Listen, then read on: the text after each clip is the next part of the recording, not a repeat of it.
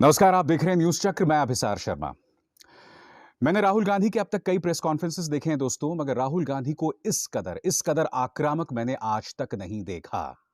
अगर आप ये समझना चाहते हैं कि आज राहुल गांधी ने जिस तरह से अपने प्रेस कॉन्फ्रेंस के जरिए मोदी सरकार पर हमला किया, तो आपको उनके प्रेस कॉन्फ्रेंस में बिल्कुल शुरुआत में कही गई इस बात पर गौर करना पड़ेगा। राहुल गांधी के बयान में बिल्कुल स्पष्टता थी। उनका कहना था कि बेशक मैं अकेला खड़ा रहूं और पूरा का पूरा देश एक तरफ हो, मगर मैं अपनी बात कहते रहूंगा। मैं चुप नहीं रहूंगा। ये लोग बेशक मुझे गोली मार दें। राहुल गांधी ने कहा क्या, और फिर हम आगे बढ़ते हैं और इस प्रेस कॉन्फ्रेंस की एनालिसिस करते हैं। मेरा कैरेक्टर है, मैं ना नरेंद्र मोदी से ना इन लोगों से डरता हूं, मुझे कोई फर्क नहीं पड़ता। ठीक है, मैं साफ सुथरा आदमी हूं, मुझे ये छू नहीं सकते। बात समझिए।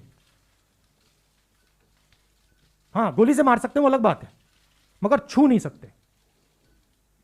और मैं देशभक्त हूं, मैं अपने देश की रक्षा करता हूं। ठीक है, और मैं करता जाऊंगा। मैं अकेला खड़ा हो जाऊंगा, पूरा देश अलग से दूसरे साइड हो जाएगा, मगर मैं अकेला खड़ा होकर खड़ा हो जाऊंगा, मुझे कोई फर्क नहीं पड़ता। ये मेरा धर्म है, मैं उनसे भी ज्यादा फैनेटिक हूं। ठीक है, और यहां क्या हो रहा है, जिस चीज के लिए देश लड़ा था 70-80 साल पहले, वो फिर से हो रहा है। आज मेरी बात मत मानो, जब गुलाम बन जाओगे तो फिर मानना। मेरे लिए एक्सेप्टेबल है, मैं तो गुलाम नहीं हूं ना।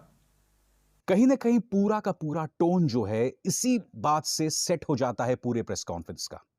और खास बात यह रही दोस्तों, अपने इस प्रेस कॉन्फ्रेंस में उन्होंने सरकार समर्थक पत्रकार अर्नब गोस्वामी, जिसके कथित व्हाट्सएप चैट्स इस वक्त लीक हुए हैं, क्योंकि आप जानते हैं कि मुंबई पुलिस ने अदालत में सप्लीमेंट्री चार्जशीट दाखिल की है जिसमें ये व्हाट्सएप चैट्स भी हैं। और इन व्हाट्सएप चैट्स में बालाकोट हमले के बारे में अर्नब गोस्वामी को पहले से ही मालूम था। यही नहीं, जो हमारे 40 जवान जो है शहीद हुए थे, उस पर कथित तौर पर इन व्हाट्सएप चैट्स में अर्नब गोस्वामी यह कह रहा था कि आज तो मुझे जबरदस्त जीत मिली है। 40 जवान शहीद हो जाते हैं और यह आदमी टीआरपी के लिए उसका जश्न मनाता है।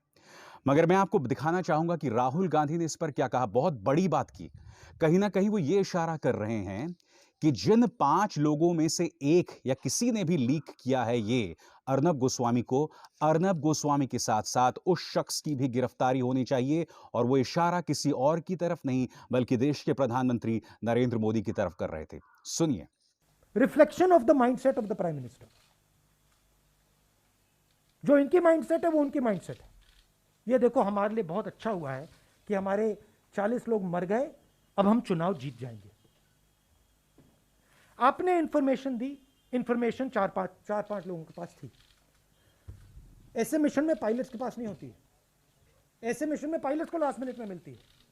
एयर चीफ के पास थी, prime minister, home minister, defence minister, NSA. इन 5 लोगों में से किसी ने इस व्यक्ति को यह इंफॉर्मेशन दी। यह क्रिमिनल एक्शन है, पता लगाना पड़ेगा किसने दी और उन दोनों को जेल में जाना पड़ेगा। और यह प्रोसेस शुरू हो जानी चाहिए, मगर यह प्रोसेस शुरू नहीं होगी। मैं बता दूंगा आपको क्यों। क्योंकि प्रधानमंत्री ने इंफॉर्मेशन दिया होगा। मैं आपको यह बतलाना चाहूंगा कि राहुल गांधी की प्रेस कॉन्फ्रेंस से ठीक पहले भारतीय जनता पार्टी अध्यक्ष जेपी नड्डा ने उन पर खासा तंज कसा था। उन्होंने कहा था कि अब जबकि राहुल गांधी अपने वेकेशन से वापस आ गए हैं, अपनी छुट्टियों से वापस आ गए हैं, तो मैं चाहूंगा कि मेरे कुछ सवालों का वो जवाब दें, जिसमें उन्होंने चीन का जिक्र किया, उन्होंने किसान बिल का जिक्र किया, और जो एक खास बात का जिक्र किया वो आपकी स्क्रीन पर है।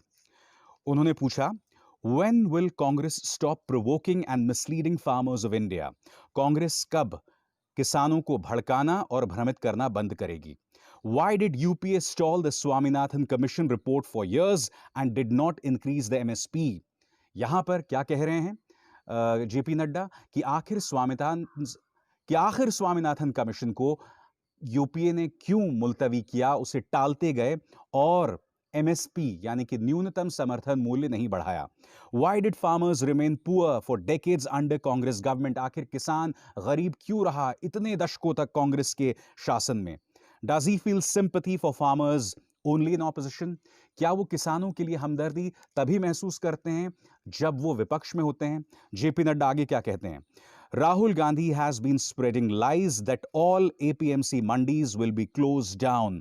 राहुल गांधी झूठ फैला रहे हैं कि तमाम APMC की जो मंडियां हैं वो बंद हो जाएंगी. But wasn't action against the APMC Act a part of Congress manifesto? Would that not have closed down mandis? यानी कि APMC Act को लेकर ये कहीं ना कहीं कांग्रेस मैनिफेस्टो का भी हिस्सा थी.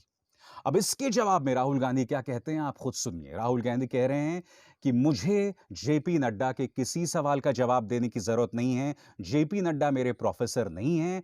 जेपी नड्डा को मैं ये बताना चाहूंगा कि जहां तक कृषि कानूनों की बात है, हमने कहीं पर भी ये नहीं कहा कि किसान जो है वो अदालत नहीं जा सकता. राहुल गांधी क्या कह रहे हैं आप खुद सुनिए. ये क्या जेपी नड्डा मेरे प्रोफेसर हैं क्या कि मैं इनको जवाब देता जाऊं? ये कौन है ये? क्या ये हिंदुस्तान के प्रोफेसर हैं, टीचर हैं क्या? उनका क्यों जवाब दूं मैं? कौन होते हैं वो? मैं हिंदुस्तान का जवाब देता हूं, किसान का जवाब देता हूं. किसान मुझसे कोई भी सवाल पूछे जवाब दूंगा. और जहां तक एग्रीकल्चरल सिस्टम की रिफॉर्म की बात है, हाँ हमने रिफॉर्म की बात की है, मगर हमने एग्रीकल्चरल सिस्टम को डिस्ट्रॉय करने की बात नहीं की. हमारे किसी भी कानून में यह नहीं लिखा कि किसान जाकर कोर्ट में नहीं जा सकता. हमारे किसी भी कानून में यह नहीं लिखा कि मंडी को हम खत्म कर देंगे, नष्ट कर देंगे. हमारे किसी भी कानून में नहीं लिखा कि हम मतलब एक दो लोगों को पूरे हिंदुस्तान का अनाज स्टोर करने देंगे. कोई भी ऐसा कानून नहीं है.